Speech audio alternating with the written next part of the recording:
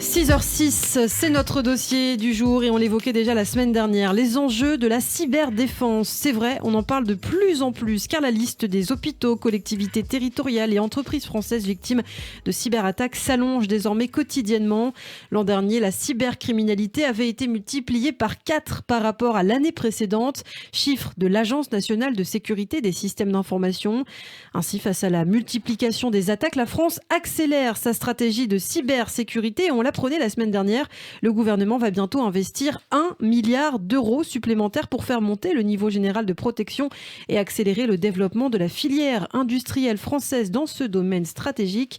Le point sur l'info ce matin en compagnie de Christophe Darin. Et vous parliez de ces cyberattaques sur les hôpitaux. C'est vrai que la crise sanitaire n'a rien arrangé. Il faut parler de ces chiffres. L'an dernier, en France, 27 cyberattaques majeures qui ont ciblé des hôpitaux. Et depuis le début de l'année 2021, un chiffre qui s'établit désormais à une attaque par semaine. Il y a eu effectivement Dax il y a 2 semaines, puis aussi le centre hospitalier de Villefranche-sur-Saône, paralysé lundi dernier. Et puis aussi hier, on l'a d'ailleurs annoncé dans cette matinale, c'est 500 ces données effectivement de patients sur Internet.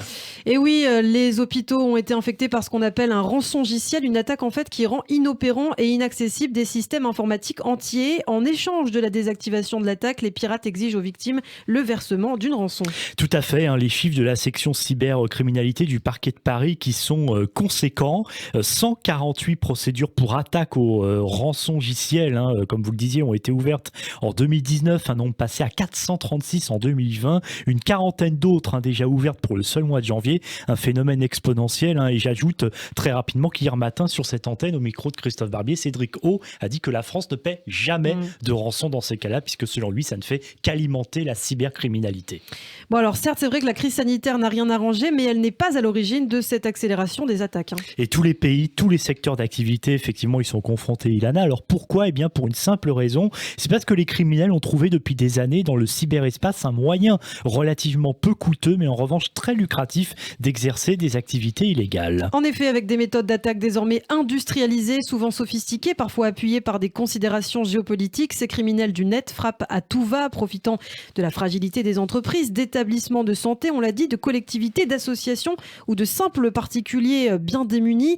Et évidemment, tout cela a de lourdes conséquences opérationnelles et économiques pour toutes les victimes. On va en parler. Mais d'abord, donc, cette annonce du gouvernement, que compte-t-il faire ?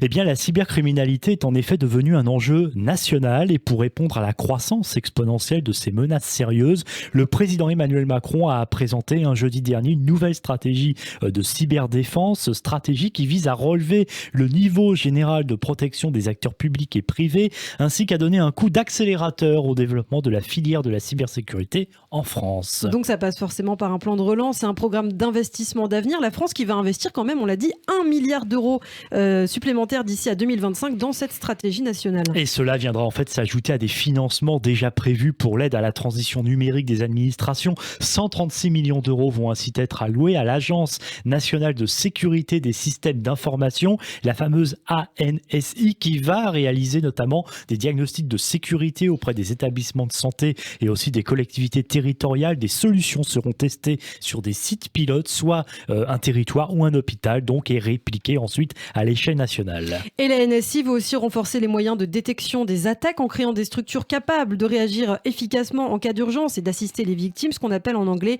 des CERT pour Computer Emergency Response Team. Mais ce n'est pas tout, je crois. En effet, pour développer ses capacités de protection, la France mise aussi sur le développement de solutions technologiques de pointe. 500 millions d'euros ils seront consacrés pour le financement de projets de centres de recherche comme CNRS ou le CEA, ou par des projets collaboratifs avec des sociétés privées. Seules des technologies de pointe pourront par exemple aider des PME à automatiser la sécurité de leur système d'information, sécuriser efficacement des objets connectés ou adresser les problèmes spécifiques de certains secteurs. Et pour l'État, il s'agit aussi d'un enjeu de développement économique et de souveraineté majeure. D'ici à 2025, le gouvernement souhaite multiplier par 4 quand même le chiffre d'affaires de la filière pour atteindre au total 25 milliards d'euros et doubler donc le nombre d'emplois créés.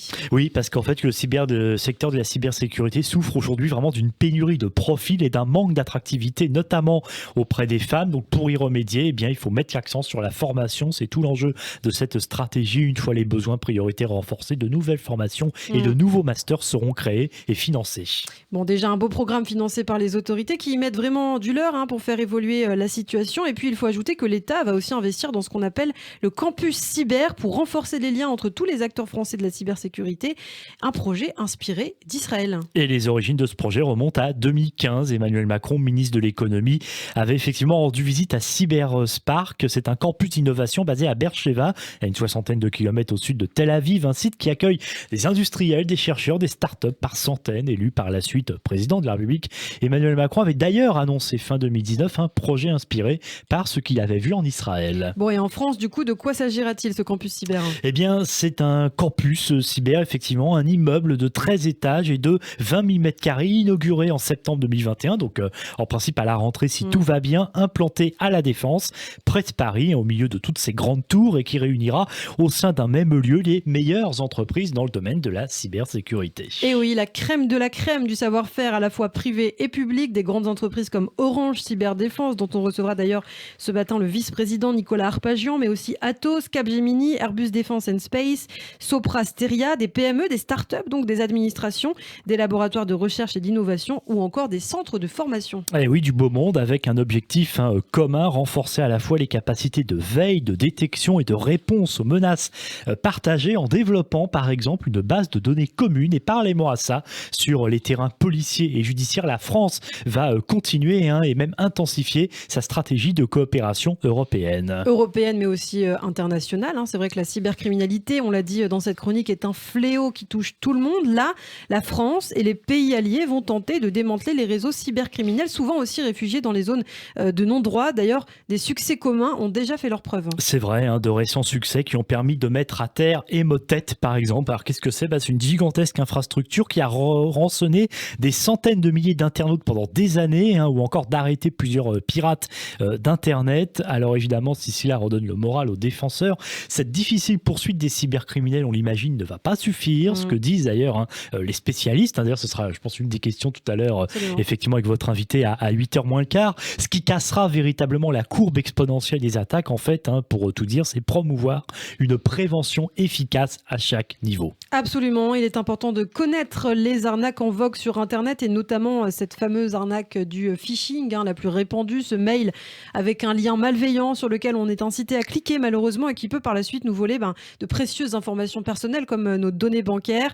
D'ailleurs, on en voit de plus en plus, j'en reçois de plus en plus, Christophe. Idem, de plus en plus d'ailleurs depuis quelques temps. Ouais, ils sont extrêmement bien faits aussi, c'est ça qui est aussi inquiétant. Donc imaginez les grands-parents un petit peu naïfs qui reçoivent ce genre de mail et qui cliquent malencontreusement dessus. Notamment ceux qui se font passer pour le trésor public. Ouais, c'est assez dramatique. La direction générale des finances, quand vous avez ce logo-là, qui est facile en fait à copier. Voilà. C'est assez dramatique, Christophe, Et donc, c'est assez inquiétant. Et d'ailleurs, selon l'Association des responsables de la sécurité informatique, on y revient et ça corrobore nos propos. Eh bien, 80% des entreprises ont déclaré avoir connu une attaque en 2020. Le vecteur d'entrée a été justement le phishing. Merci Christophe d'avoir contribué à ce billet. Pour plus d'informations, rendez-vous sur la plateforme du gouvernement cybermalveillance.gouv.fr, plateforme qui fera d'ailleurs aussi l'objet bientôt d'une campagne de promotion dans les prochains mois. Restez avec nous à 7h45. Jacques